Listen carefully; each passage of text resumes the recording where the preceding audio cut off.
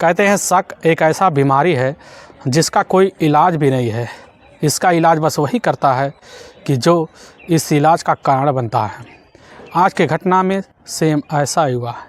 एक शक की वजह से एक इंसान इस दुनिया को छोड़ के इस तरह चली जाती है, लेकिन जब लोगों के सामने सच्चाई निकल के आता है, इससे सुनने के बाद तो लोग अपने कानों पर विश्वास भी नहीं करते हैं। आज के घटना में क्या था, इस घटना में क्या हुआ, इस घटना की आप पूरी सच्चाई जानने के लिए इस वीडियो को आप लास्ट तक ज़रूर देखिएगा। नमस्कार दोस्तों, मैं प्रदीप कुमार आपको इस स्टडी बात चैनल पर मैं स्वागत करता हूं। दोस्तों आज की यह जो सच्ची घटना है, यह घटना है उत्तर प्रदेश। और उत्तर प्रदेश का एक ज़िला पड़ता है मुरादाबाद, और उसी का एक इलाका लगता है गौतम नगर। वहीं के रहने वाले होते हैं नन्हे खान, जिसकी उम्र होती है 30 साल, और उनकी पत्नी होती है रेशमा, जिसकी उम्र होती है 26 साल। उनके टोटल एक बेटा भी होता है, जिसकी उम्र 2.5 साल के आसपास होता है।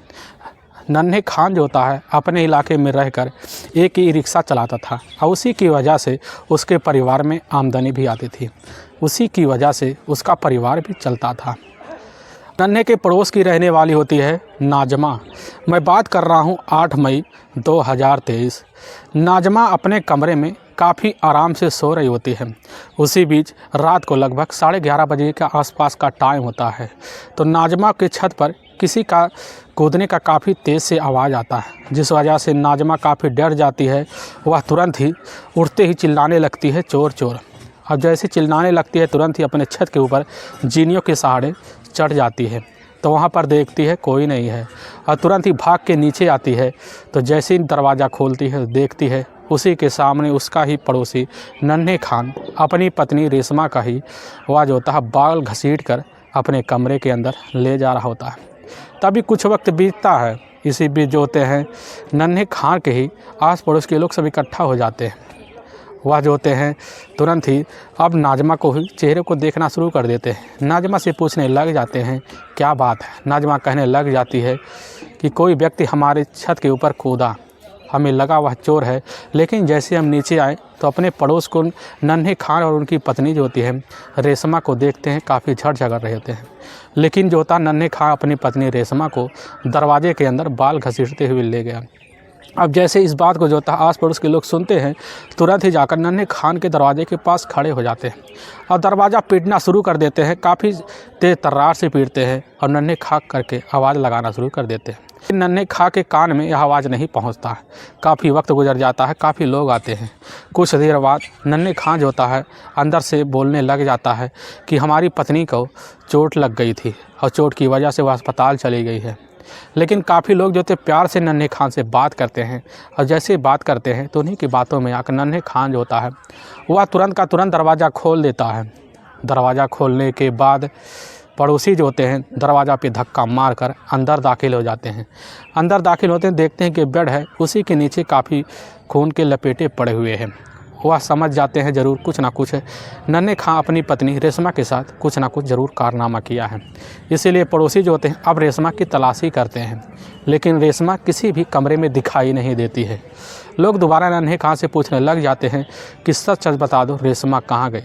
नन्हे खां जो होता है बस एक ही बात लगा के रट्टा बैठ जाता है कि वह अस्पताल गई हुई है अपना इलाज करवाने के लिए। लेकिन किसी को नन्हे खां के बात पर विश्वास नहीं होता है। उसीलिए नन्हे खां की ही पत्नी जो होती है रेशमा का लोग आवाज़ लगाते हैं, लेकिन कहीं पर रेशमा जो होती है वह बाहर निकल के नहीं आती। लोग उसके पीछे वाले जैसे दरवाजे पर जाते हैं और दरवाजे के बाहर जाते हैं, वहाँ पर एक सेफ्टी टैंक होता है। उसी सेफ्टी टैंक के बगल जो होता है काफ़ी जो होते हैं ब्लड सल बिछे हुए होते हैं। लोग समझ जाते हैं हो ना हो यह मामला काफ़ी गंभीर है। इसीलिए उन्हीं में से एक व्यक्ति जो होता है तुरंत ही पुलिस कंट्रोल रूम में यह सूचना दे देता है, और जैसे सूचना भेजा जाता है उसी भी नन्हे खां जो होता है तुरंत ही अपना दरवाज़ा खोल के वह फरार हो जाता है। कुछ वक्त बीतने के बाद वहाँ के थाना प्रभारी पहुँच जाते हैं। पहुंचते हैं, थाना प्रभारी जो होते हैं वहाँ के लोगों से पूछने लग जाते हैं क्या बात है। वहाँ के लोग जो होते हैं आवाज़ ना निकाल कर हाथों से इशारा करना शुरू कर देते हैं टैंक की तरफ। पुलिस जो होती है बिना कुछ पूछे बिना कुछ देखे जो होती है तुरंत ही उस सेफ्टी के टैंक को तुरंत ही उठवाती है, और जैसे उठवाती है तो उसी में जो होता है रेशमा का डेड बॉडी निकालती है। निकालने के बाद उसको जो होता है पुलिस अब अच्छे से पंचनामा करती है तो देखती है उसके गले पर काफ़ी तेज़दार हथियार का वार है। उसी वजह से उसका जो होता है रेशमा की वहीं मौत हो गई थी। अब पुलिस उसके बॉडी को अपने कब्जे में लेती है। कब्जे में लेने के बाद जो होता है पड़ोसियों की ही तहरीर पर जो होता है उसके पति के विरुद्ध जो होता है उसी समय मुकदमा दर्ज कर लेती है। दर्ज करने के बाद अब रेशमा के बॉडी को तुरंत ही अपने नज़दीकी सरकारी अस्पताल में पोस्टमार्टम के लिए भिजवा देती है। अब पुलिस की जो टीम होती है तुरंत ही अपने दल बल टीम के साथ जो होता है नन्हे खां की वहीं पर तलाशी करना शुरू कर देती है। काफ़ी लोगों के घर तलाशी करती है लेकिन कहीं पर नन्हे खां का आता पता नहीं चलता है। पुलिस काफ़ी हैरान हो जाती है कि आखिर नन्हा खां कहाँ चला गया। सुबह का टाइम हो जाता है, सुबह के टाइम भी नन्हे खां पुलिस के हाथ नहीं लगता है। पुलिस जो होती है अब काफ़ी मुखबिर लगाती है नन्हे खां के पकड़ने के लिए। उसके रिश्तेदारों के पास फ़ोन करती है लेकिन कहीं पर नन्हे खां का आता पता नहीं चलता है। और तभी दूसरे दिन 9 तारीख को ही मुखबिरों को यह पता लग जाता है कि नन्हे खां जो है अम्बेडकर नगर चौक के एक दुकान पे खड़ा हुआ है। और जैसे यह खबर लगता है तो पुलिस जो होती है उसी अम्बेडकर नगर चौक पे जाती है। नन्हे खां को वहीं पर एक दुकान पर तुरंत ही उसको गिरफ्तार करते हैं। गिरफ्तार करने के बाद अपने थाने ले आते हैं। थाने में जो होती है कि बिना किसी दबाव के नन्हे खां जो होता है अपना सारा जुर्म कबूल कर लेता है। लेकिन जो पुलिस के सामने कहानी बयां करता है वहाँ के लोग जो सुनते हैं उनको अपने कानों पर विश्वास नहीं होता है कि नन्हे खां आखिर किस हद तक गुजर जा सकता है। असल में नन्हे खां जो होता है अपनी माँ जो होती है छोटी के साथ अपने घर परिवार में रह रही होती है। लेकिन नन्हे खां की एक अपना ही बहन भी होती है, लेकिन वह बहन जो होती है वह होती है शहनाज, जिसकी उम्र होती है नन्हे से मात्र 2 साल बड़ी होती है। इसी बीच नन्हे की माँ जो होती है छोटी, वह शहनाज की शादी जो होती है वह जाकर उत्तराखंड के एक जाने माने गांव में करवा देती है। वहां पर जाकर अपने ससुराल में अब शहनाज रहना शुरू कर देती है। इधर जो होता नन्हे खां अपने पारिवारिक खर्चा को देखने के लिए जो होता है वह ई-रिक्शा लेता है, ई-रिक्शा चलाना शुरू कर देता है। असल में नन्हे खां की जो शादी थी आज से ठीक 2 साल पहले जो होता है वह रेशमा से हुआ था। रेशमा से पहले जो होता है नन्हे खां की एक और पत्नी थी। ठीक 4 साल पहले जो होता है नन्हे खां की जो पहली पत्नी होती है वह होती है नाजनीन। असल में वह जो होती है काशीपुर के इलाके की रहने वाली होती है। और जैसे ही वह नन्हे खां के साथ जो होता है नाजनीन की शादी होती है तो नाजनीन आकर नन्हे खां के साथ उसके घर में रहना शुरू कर देती है। लेकिन 2 साल का वक्त इनका खुशियों का अच्छे से बीत जाता है। इसी बीच नन्हे खां के बीच जो होता है 2 बेटी भी होती हैं। दोनों बेटियों देखने में काफ़ी खूबसूरत भी होती है, नाजनीन भी काफ़ी खूबसूरत भी होती है। लेकिन इसी बीच नन्हे खां और नाजनीन के बीच जो होता है किसी बात को लेकर झगड़े तकरार शुरू हो जाते हैं। झगड़े तकरार इतना बढ़ जाते हैं कई बार नाजनीन जो होती है झगड़े कर कर अपने मायके चली जाती थी।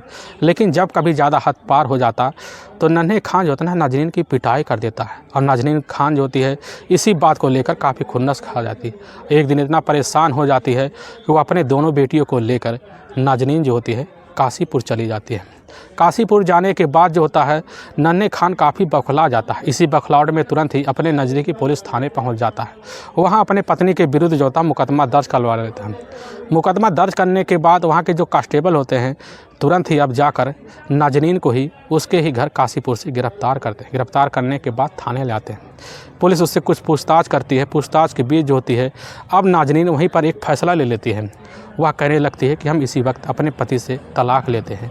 पुलिस तुरंत ही अब राजीनामा ले लेती है। राजीनामा लेने के बाद जो होता है अब नन्हे खां जो होता है छोटी बेटी को ले लेता है और नाजनीन जो होती है वह बड़ी बेटी को ले लेती है।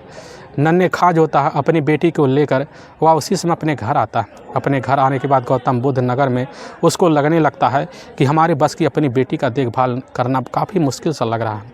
इसीलिए वह अपनी बहन जो होता है तुरंत ही शहनाज से संपर्क करता है। शहनाज जो होती है तुरंत ही उसकी बेटी जो होती है लेने के लिए तैयार हो जाती है। अब उसकी बेटी जो होती है वह जाकर उसकी बहन शहनाज के घर उत्तराखंड में रहना शुरू कर देती है। अब इधर जो होता है यह काफ़ी गैर गुजरा हुआ आदमी ऐसे लगने लगता है नन्हे खां कि उसको कोई पूछने वाला नहीं होता है। अपनी ज़िंदगी से काफ़ी ज़्यादा परेशान हो जाता है। नन्हे खां जब परेशान हो जाता है तो इसी बीच होता है अपनी पत्नी नाज़नीन से दोबारा कांटेक्ट करता है, काफ़ी मनाता है, लेकिन वह मानने वाली नहीं होती है। वह समझ जाता है कि हमारी पत्नी अब हमें दोबारा एक्सेप्ट नहीं करेगी, इसीलिए अपना गुजारा करने के लिए ई रिक्शा का सहारा लेता है, उसी से गुजारा भी करता है। लेकिन ठीक 2 साल पहले जो होता है, रेशमा की माँ नजीम बेगम भी वह रिश्ता लेकर वहाँ पहुँच जाती है। नजीम बेगम जो होती है वह बिजनौर के ही नेटवर्क गाँव की रहने वाली होती है। असल में रेशमा भी अपने पति को छोड़कर वह अपने मायके भी रह रही होती है, लेकिन रेशमा की जो शादी हुई थी ठीक आज से 4 साल पहले ही, वह उसी समय बदाऊं का ही रहने वाला होता है कन्हैया। कन्हैया भी देखने में काफ़ी जो होता है हटपुट होता है। अब रेशमा जब अपने ससुराल जो होता है बदायूं में कन्हैया के साथ रहना शुरू कर देती है, काफ़ी अच्छे से रहने लगती है, काफ़ी अच्छे से वक्त गुजरने लगता है। इसी बीच इनकी ज़िंदगी, कन्हैया और रेशमा की जो ज़िंदगी होता है, 2 साल बीत जाता है। लेकिन 2 साल में इनके जो होते हैं 2 बेटे भी होते हैं। दोनों बेटे को काफ़ी अच्छे से परवरिश देना शुरू कर देते हैं।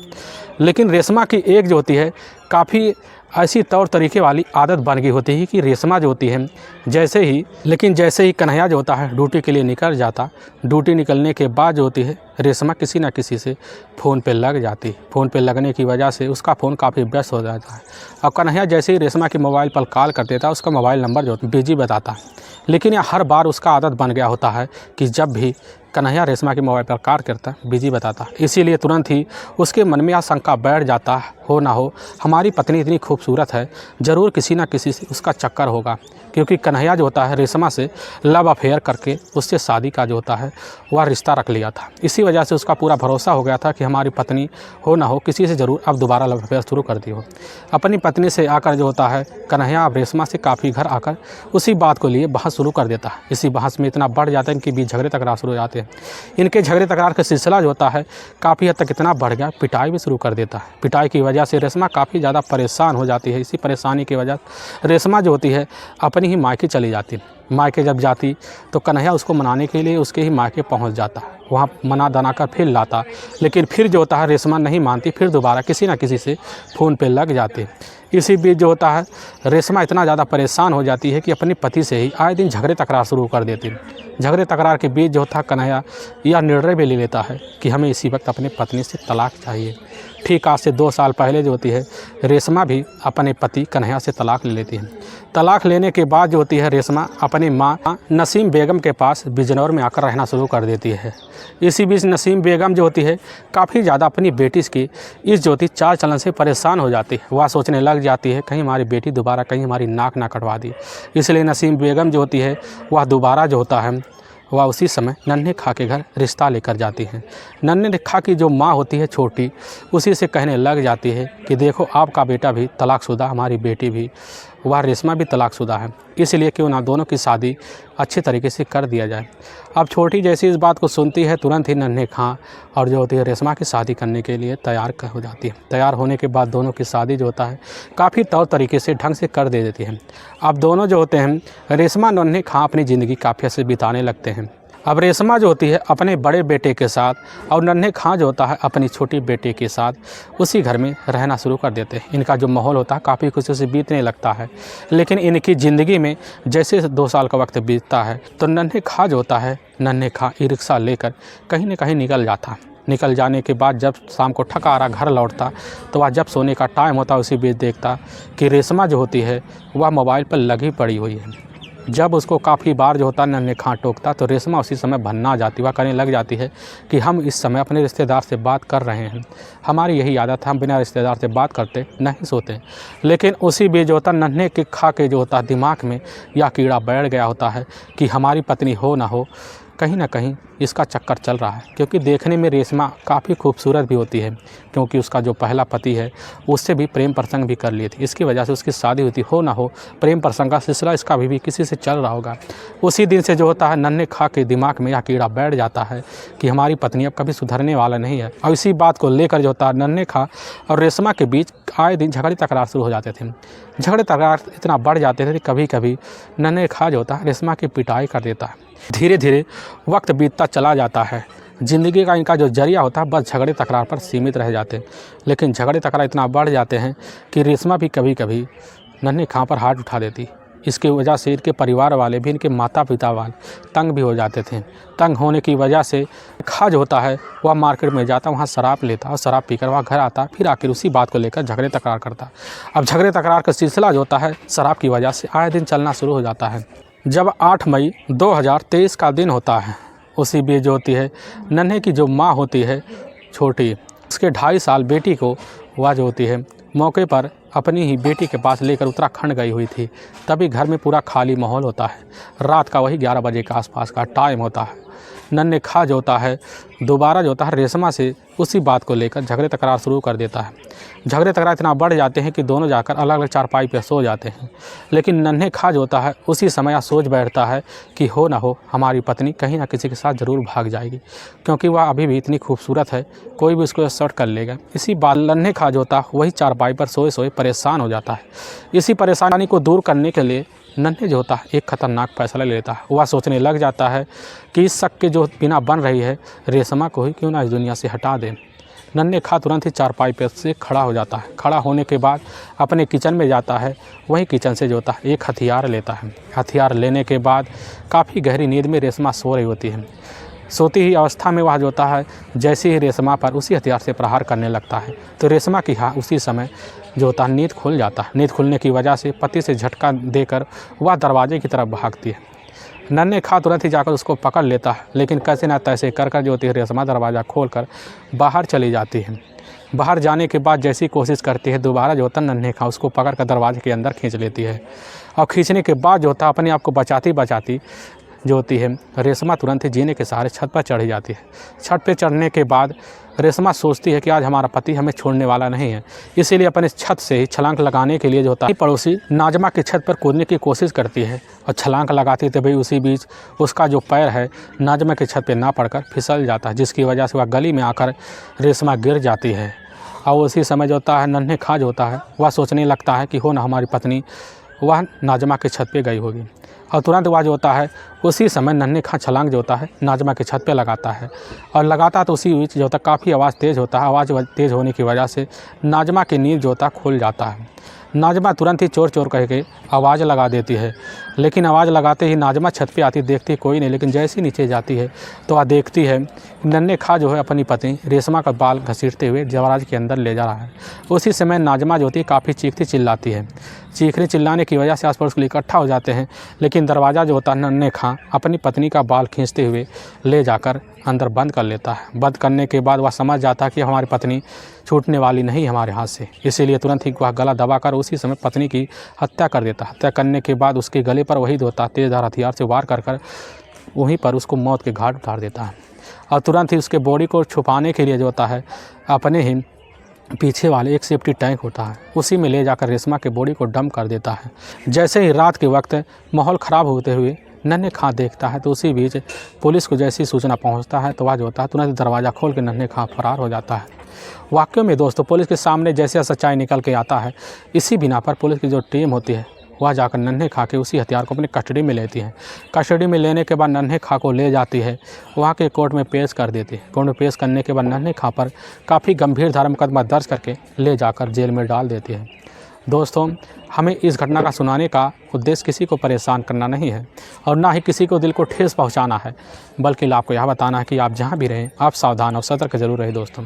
दोस्तों अगर आपको यह वीडियो पसंद आ रहा है तो इस वीडियो को आप ज़्यादा से ज़्यादा शेयर और सब्सक्राइब जरूर करें, जिससे हम आपके बहुत आभारी रहेंगे। फिर मिलेंगे एक नई वीडियो के साथ, तब तक के लिए जय हिंद और जय भारत।